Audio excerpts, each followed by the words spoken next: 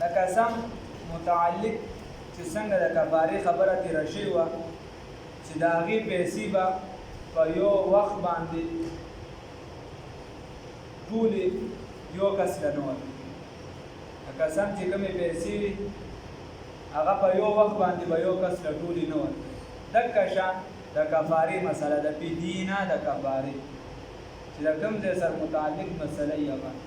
د کفارې مسله ده. کفاره کې چې کله روجي په تا باندې دروړېدلي نو دغه شپېته روجي ورتې نیسلی نه شي کله ته د دې پیسې ورکې نو بیا به په یو وخت باندې یو کس له ټول په یو ځای نه ورکړي یا په یو ورځ باندې شپېتو کسانو له ورکولی شي او که مختلفو ده او که شپېتو له نه ورکړي یو کس له یې ورکړي نو بیا به روزانه د یو روجي ورکړي او که په یو ورځ ورکړي بیا به شپېتو له ورکړي.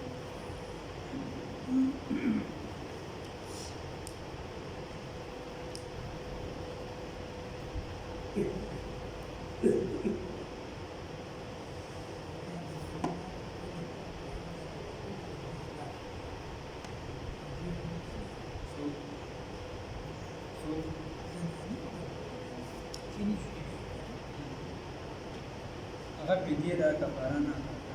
زه کفارې خبرې کوم چې څوک قصدن عمدن مجمع خبره دا ده چې د اخرې 10 ورځې دي نو د دې د عبادت ډېر زیات اهمیت راغلی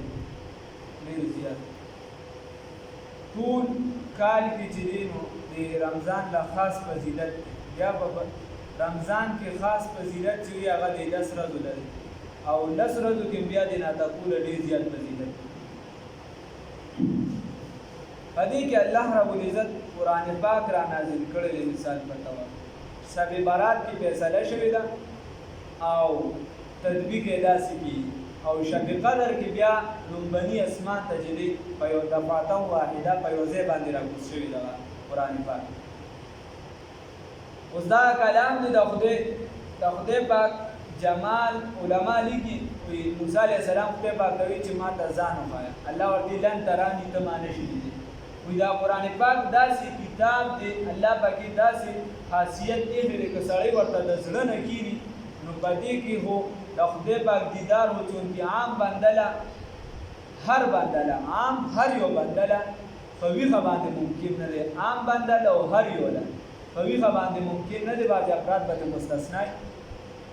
هر یو له ممکن نه دی نو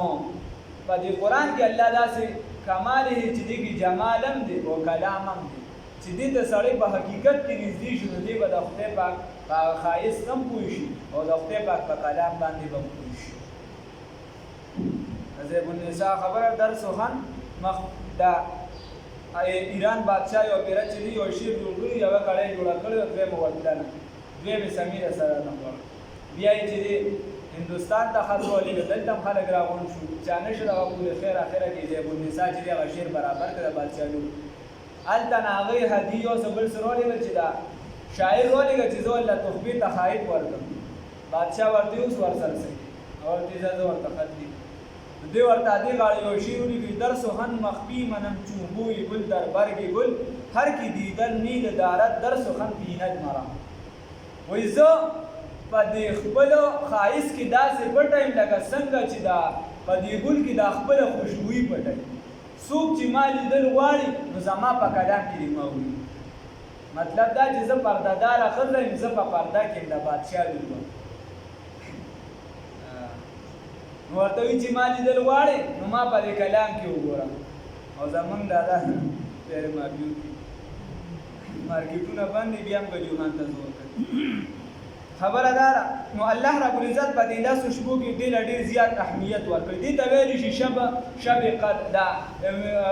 شپه د عزت په دې کې یوه شپه ده. اوس دغه شپه چې ده دا په کوم تاریخ کې پرته ده نو لومړني په دې کې څه 46 اقوال دي د علماو 46 اقوال دي چې دا په کومه شپه کې پرته ده او مختلف اقوال دي خو اخري چې ډېر ترجیح هم میلاو ده نو هغه د 10 ورځو له میلاو ده بیا په 10 کې ناتقوله ډېره میلاو ده بیا خلک پکې بعضې کسان چې دي 20 میله ډېره ترجیح ورکوي خو د ناتقو ته او خاص کر د 10 کې خوره وره ده بس خوره وره ده خو د ویشتمې له بیا هم لږه ترجیح هلک ورکوي خو ملا دې ته نشي تړلی دې لاسو کې بیا یې ګوري ګرځي ورپسې چې ته صرف د ویشتمې شپې له دا پکې نه ورنه دا د ترجیح عبدالله ابن عباس رضی الله تعالی عنه چې لیلة القدر په دې کې 3 پیر راغلي دي په دې کې بیا نه ګورو چې چایله ضرب ورکړي 27 ته جوړېږي نو دایره 27 شب راووت وغیرہ اقوال پکې شته وایي طرف ته نزو په دې لاسو کې به ګوري هغه ته معمولی ترجیح ملول ناطقو کې بیا اهمیت ول ډیر زیات دي په دې شپه کې چې څوک عبادت کوي نو سمنون یا بل یو کس داغه تذکره چې دا رسول الله صلی الله علیه وسلم وکړه صحابو ته وی وختي دا ساده خبره هم شو او چون کې زموږ کتاب را شروع دي نو سره ته ورسو هغه دغه کس چې شمعون یا سمنون دواړه نوم راځي دا کوم کتابونو چې دا سره نقل کړي دا رسول الله صلی الله علیه وسلم د تذکره وکړه وی د زر میاشتې عبادت وکړو او زر میاشتې په دغه عبادت کې د شپې به عبادت کو د ورځې به روژه نیسل او ورسره به جهاد هم او نور کتابونو ممکنه ده چې دغه زامن دغه ورسره راوستي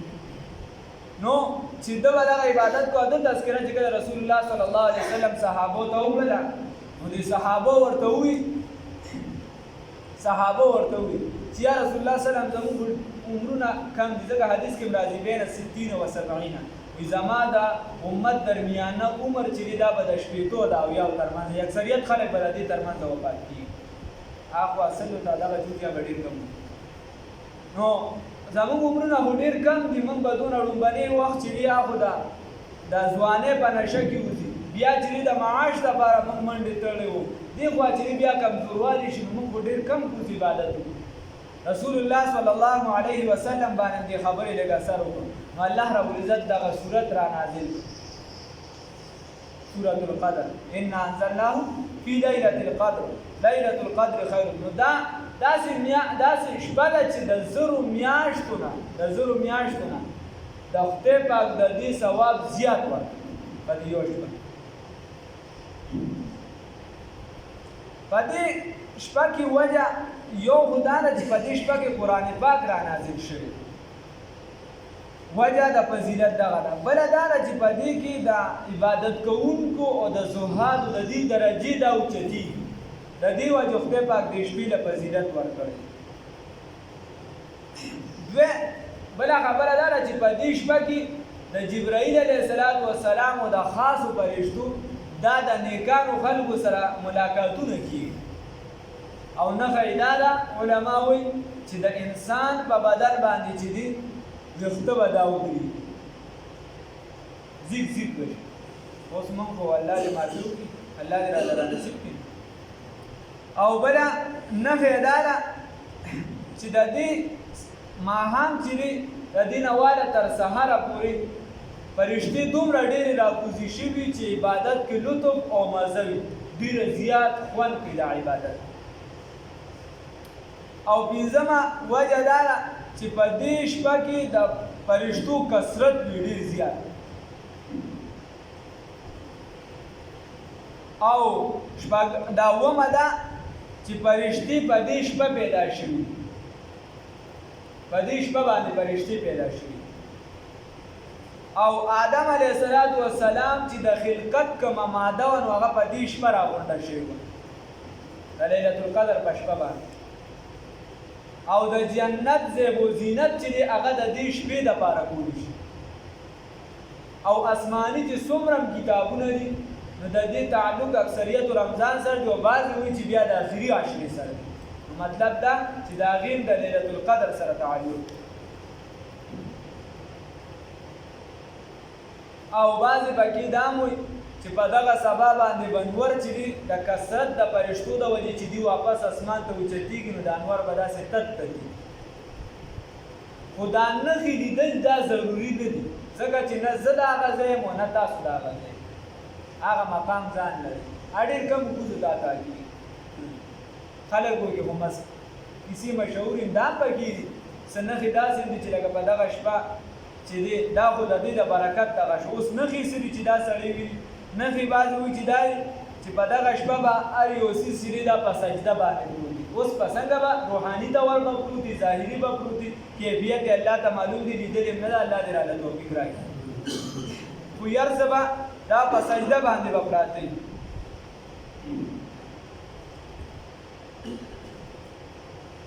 دا په سجده پراته وي، دا یې غټه